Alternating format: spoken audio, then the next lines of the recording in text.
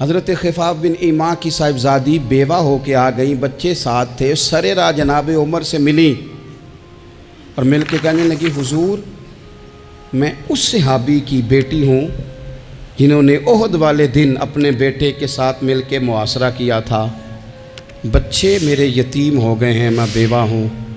حضرت فاروق اعظم رضی اللہ تعالیٰ عنہ نے فہرست نہیں مانگی، خرچے کی ڈیٹیل نہیں مانگی، تم آنا فلانے سے ملنا، پرسوں 9 بجے آ جانا دفتر، یہ کوئی بات نہیں کی۔ حضرت عمر غور سے کھڑے، اس بیٹی کی بات سنی، چھم چھم سیدنا فاروق کی آنکھوں سے آنسو گرے، دوڑ کے گھر گئے، ایک اونٹ نکالا، وہاں سے مال غنیمت کا مال کے بھر کے 2 بوریاں، اور بوریوں میں کیا تھا؟ چاندی بھی تھی، نقدی پیسے بھی تھے، کچھ ضرورت کا سامان بھی تھا، غلہ بھی تھا، 2 بوریاں بھر کے اونٹ پہ رکھ کے خود لگام اس بیٹی کے ہاتھ میں تھما کے کہا پتر سامان بھی تیرا ہے، اونٹ بھی تیرا ہے، اور یہ نہ سمجھنا یہی کچھ تجھے دیا ہے، جب یہ ختم ہوگا تو رب تیرے لیے اور بندوبست فرمائے گا۔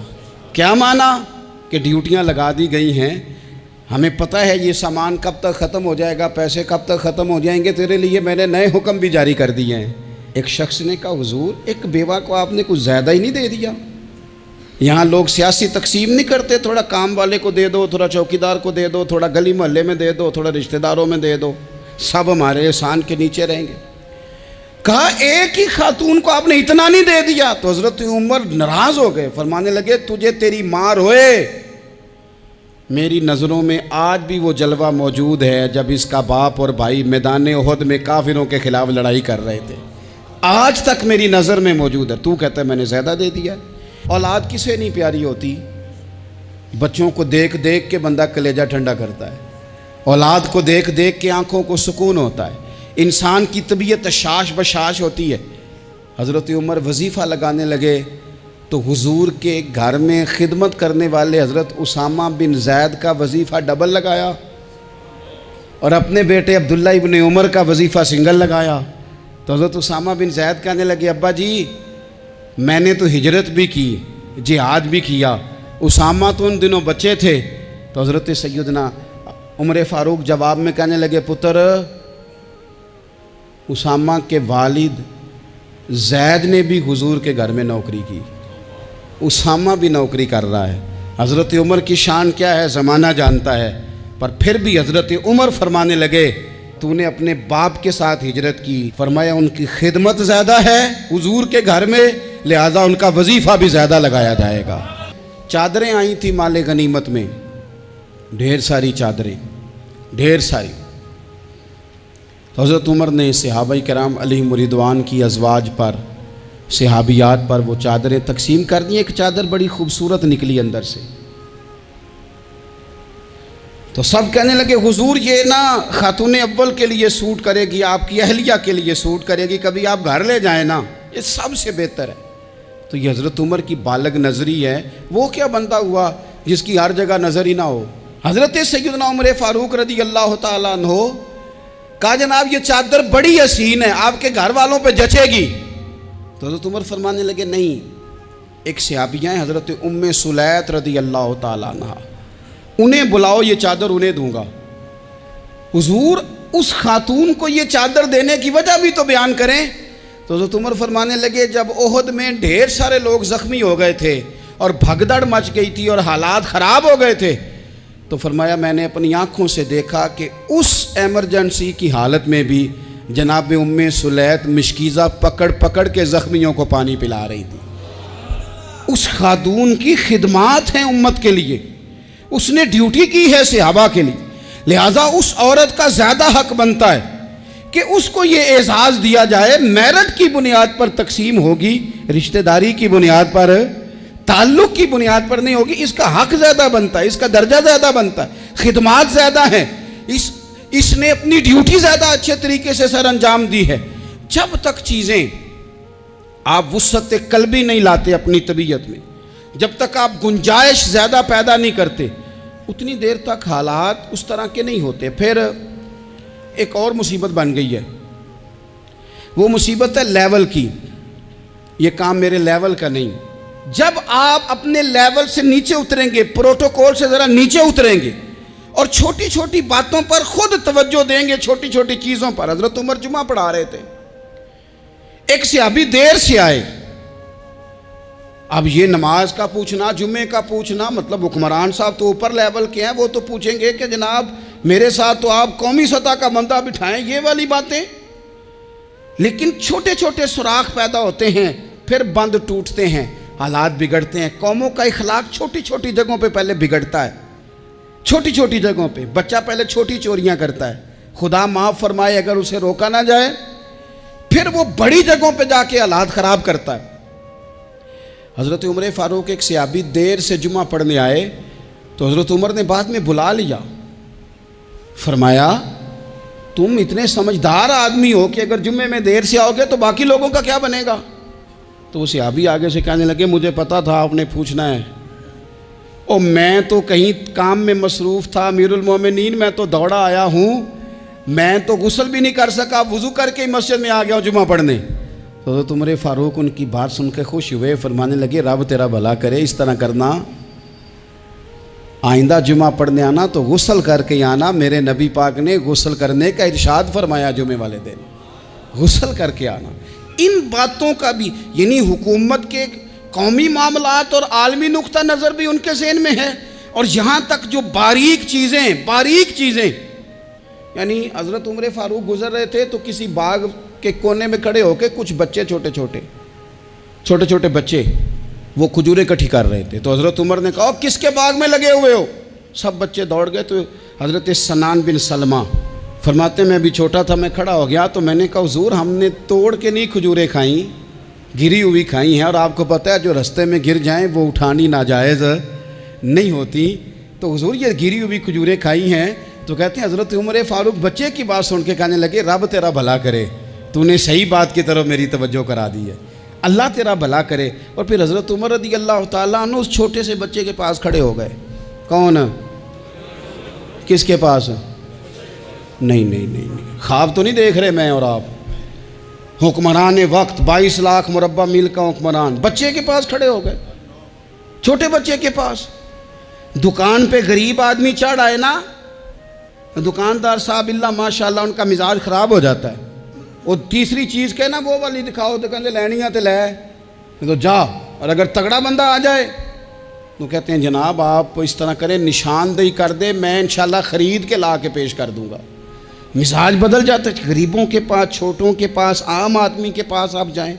ہمارے حکمرانوں کا غریب آدمی سے گیپ بہت زیادہ ہے، پیروں کا غریب آدمی سے گیپ بہت زیادہ ہے، بڑے علماء کا عام آدمی سے گیپ زیادہ ہے، تاجروں کا عام آدمی سے گیپ زیادہ ہے، شیشے کے بڑے بڑے محلات میں سوسائٹیوں میں بسنے والوں کا غریبوں سے گیپ زیادہ ہے.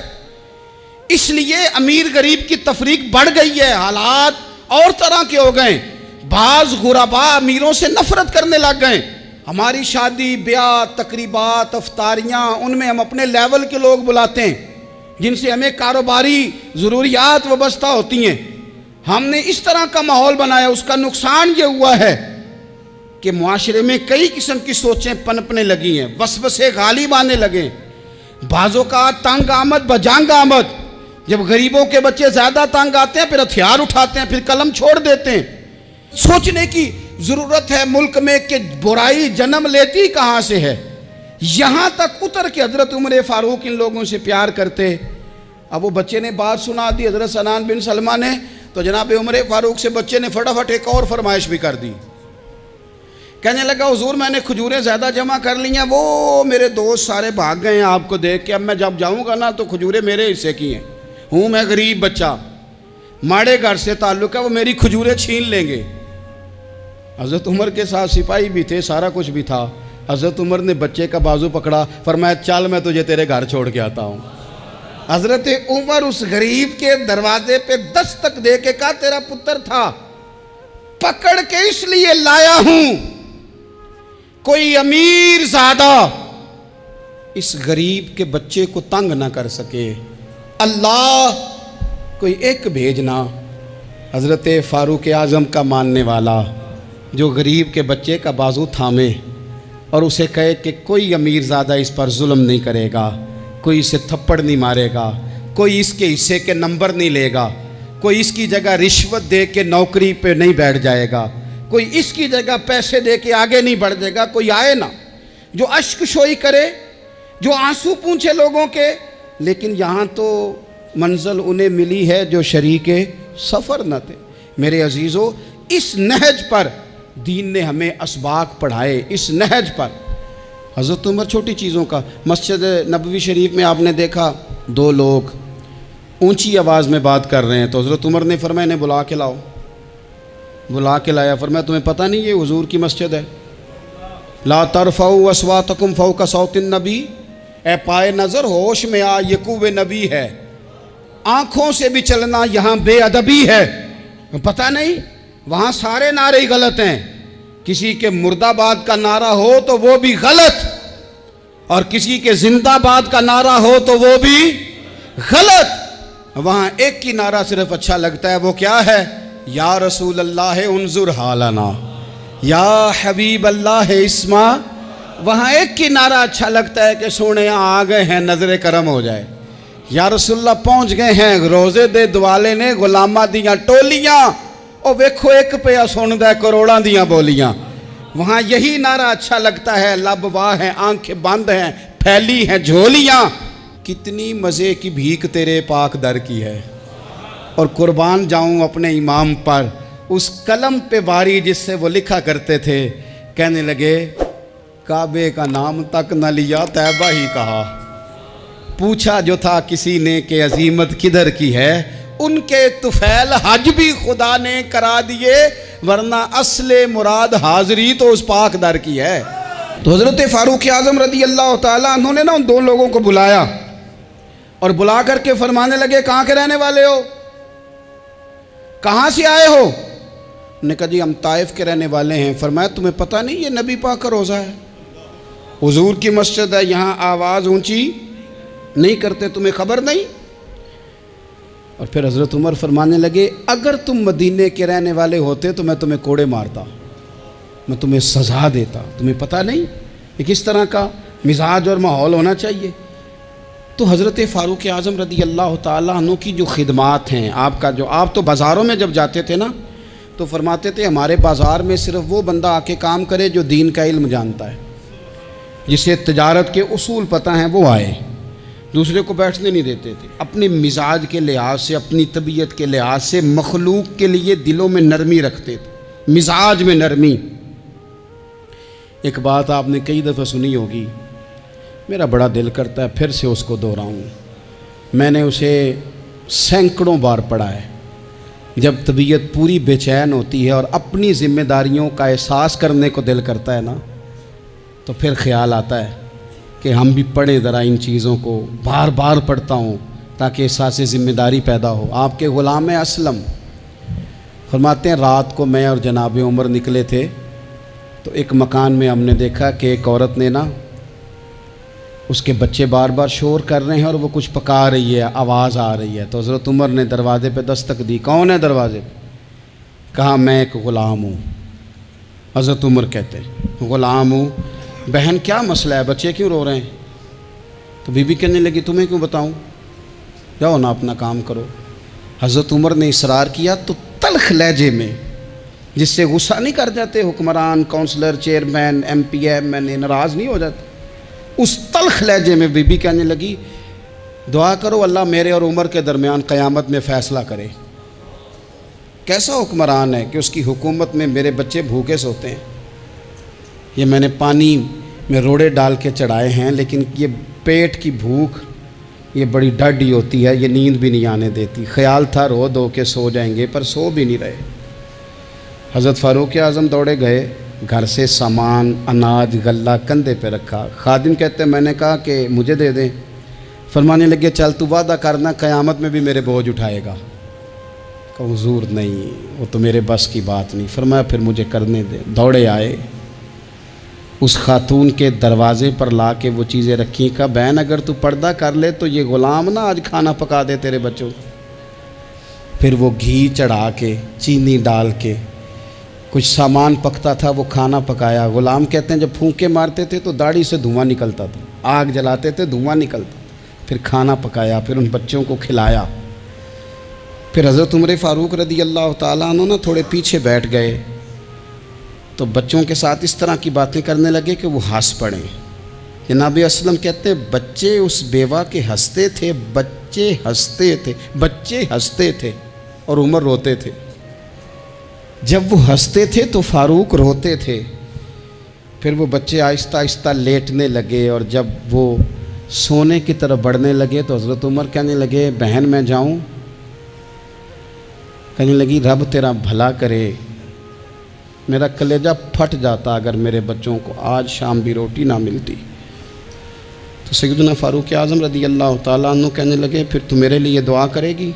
کہنے لگی میں دعا کرتی ہوں اللہ عمر کی جگہ تیرے جیسا کو نیک آدمی بٹھا دے. تو حضرت عمر کہنے لگے ایک چھوٹی سی گزارش بھی مان لو گی؟ کا کیا؟ فرمانے لگے کوئی یہ میری خدمت اگر پسند آئی ہے تو عمر کو معاف نہیں کر دیتی؟ غلطی ہو گئی, اسے پتہ نہیں تھا. اپنے منہ سے کہنے لگے سیاںا بھی نہیں, باشعور بھی نہیں, اسے چاہیے تھا خلافت کی ذمہ داریاں نہ لیتا.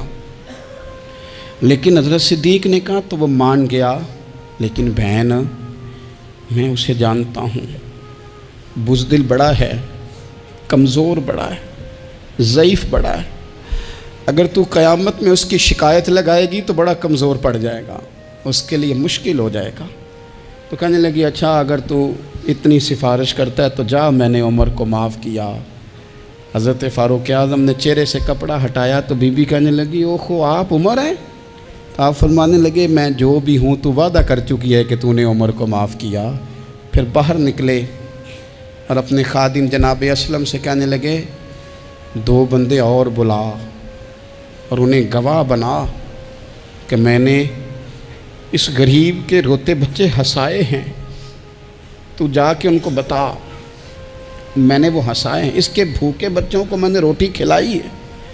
اور تو گواہ ہو جا کہ اس بی بی نے خود کہا ہے بغیر جبر کے, میری گزارش پہ کہا ہے کہ میں نے عمر کو معاف کی. کیوں نہ ہم بھی اپنی اپنی ذمہ داریوں کا احساس کر لیں, کیوں نہ ہم بھی جہاں جہاں ہماری ڈیوٹی ہے ہم بھی وہاں غور کر لیں. کہیں ایسا تو نہیں کہ ہم بھی کمزور پڑ گئے ہیں, ذمہ داری تو لے لی ہے پر اب ہم ادا نہیں کر پا رہے, ورنہ وہاں سے معافی لے لیں. اللہ تعالیٰ سیدنا فاروق اعظم کا فیضان عطا کرے. آخر دعوایا ان الحمدللہ.